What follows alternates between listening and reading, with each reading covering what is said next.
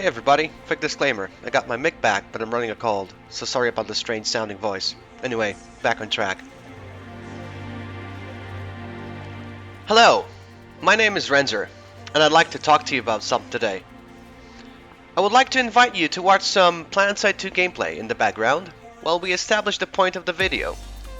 After giving the topic some thought, and watching a tutorial video here and there, I came to the conclusion that too little weight is put on the importance of proper burst control while firing.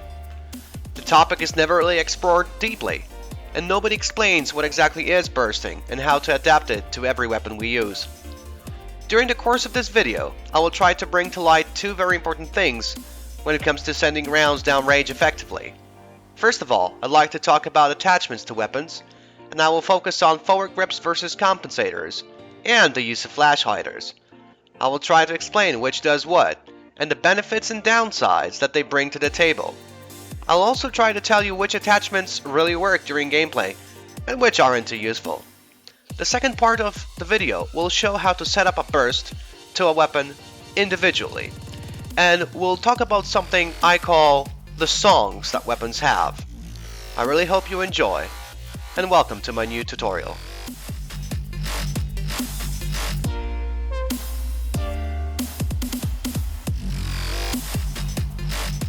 Let's start by saying that there are two usual setups for weapons in PlanetSide 2. There is the long-range one, which features the compensator, forward grip, and possibly high-velocity ammo. And there is the other side of the spectrum, which is the advanced laser side, soft point ammo, and sometimes a suppressor. Even though today I'd like to focus on the long ranges, I would also like to state that you should always play to the weapon's strengths. If a weapon is obviously made to dominate in the hipfire department, don't slap a forward grip on it. Use the advanced laser side. There are exceptions to this, but they are rare and in between, like the Cyclone, for example. Some weapons are also meant to be all-rounders, that you can adapt to most situations. Those usually are the S variants, or the Nanite System's common pool weapons. But let's not go far off topic, shall we? So what is the difference between a compensator and a forward grip? Which should I get, and which one is more useful? Well, this really depends on your point of view.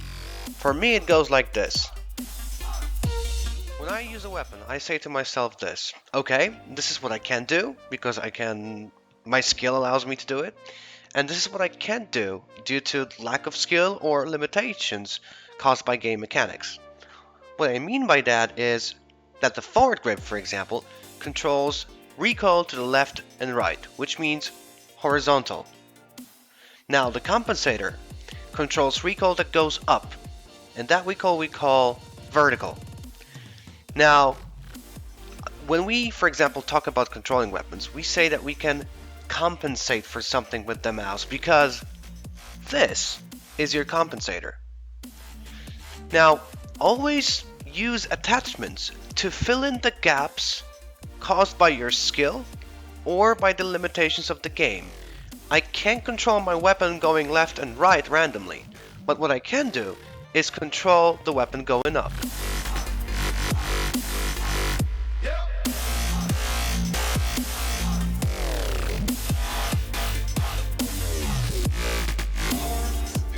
Alright, to showcase the point more clearly, let's take an EM6. And for now, let's go with the standard build, which is the, like forward grip, compensator, and 2x scope. I want you to notice that when I'm firing at a target, I don't have problems with controlling the weapon going up, but my biggest problem is controlling the weapon dead center. EM6 is known for having horizontal sways to the left and right, and the thing that's helping me here is the forward grip. This becomes very visible when you switch out the forward grip and just use the compensator and the 2x scope. Notice please that I have no problem with the recoil again, but this time the horizontal shifts are more dramatic. Some bullets have a tendency of going left and right of the target. I can't do anything about it because it is random. Now, the problem again is you can't compensate for something that you cannot foresee. Now, just to further prove the point and to add some dramatic effect, let's take off the compensator. Let's put on high velocity ammo, and you'll see that, again, The vertical recoil is no problem. What's bringing me down is the horizontal sways. Vertical recoil I can handle. I cannot do anything about weapon going left and right, and that's your biggest problem. Just to sum up again, both the compensator and the forward grip are really useful, but the forward grip helps you with something you can't control, which is the horizontal sway. The compensator, on the other hand, is something that kinda compensates your personal skill, because you can learn to pull down your mouse harder. It is only a matter of time. Okay, I'd like to show you the way I use the EM6, and I'll show you why I don't use the compensator personally. Nowadays at least. Look at the cone of fire that I have when I have a compensator and when I don't have it. When you put on the compensator, the biggest penalty for me is the fact that your cone of fire gets bigger, which dampens your ability to hip fire. Now, I want to be in a situation where, if I have to, I can do it for, the distance of 3-4 meters. Now look when I start firing. I love this build because I have 200 rounds in a magazine, but I am very limited by range because the horizontal sways.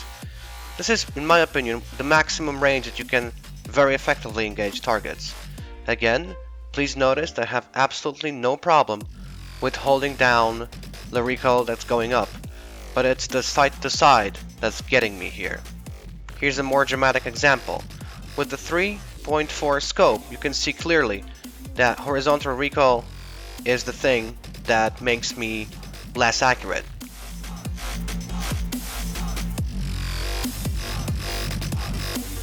Okay, so I promised you songs, and I'll show you what I mean. When we think about bursting, we think about the amount of rounds that we can send down range before the bloom of the weapon kicks in. So now, I'm just holding down the trigger, and you can see that after a few seconds the weapon becomes inaccurate. This process becomes faster with range and gives you more leniency if the target is closer. A trick that I can teach you is not to think about it with mathematics, but with music or a beat. Let's see here. It is possible to set up a burst to each and every weapon individually, not by looking at the amount of rounds you're sending down range, but by making a certain beat. One sound is the amount of rounds that's going out of your weapon, and the other is the amount of time required for the weapon to settle, like da-da-da-da-da-da-dum, pum-pum-pum, da-da-da-da-da-da-dum, pum-pum-pum. See what I mean? I always think about bursting by a beat. I never look at the rounds, I just think to myself, okay, how long can I fire? Then how long do I have to wait? And in my head, I make a beat image of this process, where one sound is the time firing and the other sound is the time spent recovering. Okay, so now it's your turn. I'm gonna set up a burst, and for training purposes, I want you to imagine the pattern I'm going with.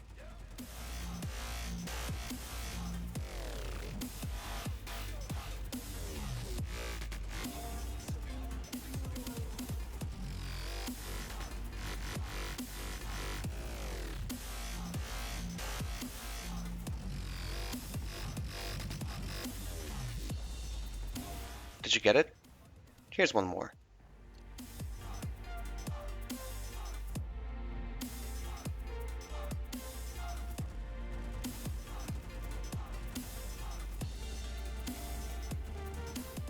And here's another one.